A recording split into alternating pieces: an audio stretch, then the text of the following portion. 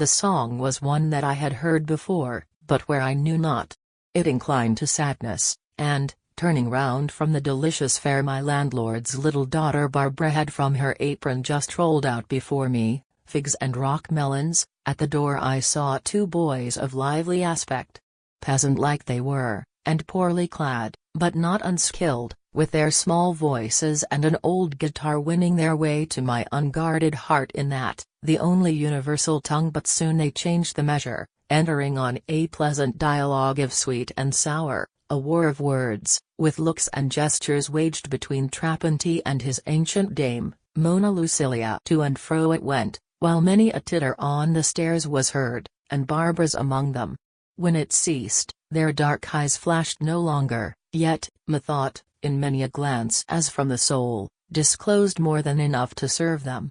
Far or near, few looked not for their coming ere they came, few, when they went, but looked till they were gone, and not a matron, sitting at her wheel, but could repeat their story.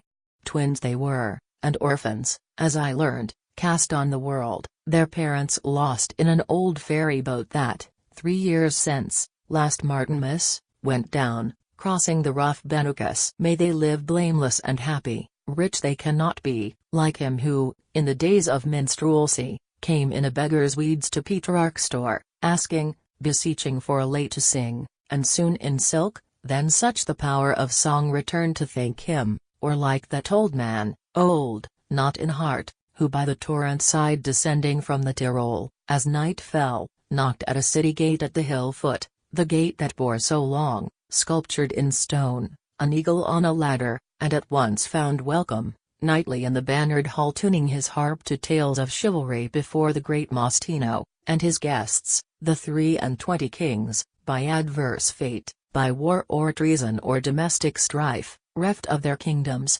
friendless, shelterless, and living on his bounty. But who comes, brushing the floor with what was once, methinks, a hat of ceremony?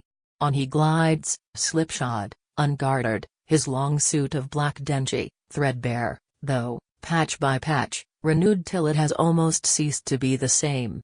At length arrived, and with a shrug that pleads 'tis my necessity, he stops and speaks, screwing a smile into his dinnerless face. Blame not a poet, Signor, for his zeal when all are on the wing. Who would be last? The splendor of thy name has gone before thee, and Italy from sea to sea exults, as well indeed she may. But I transgress. He, who has known the weight of praise himself, should spare another.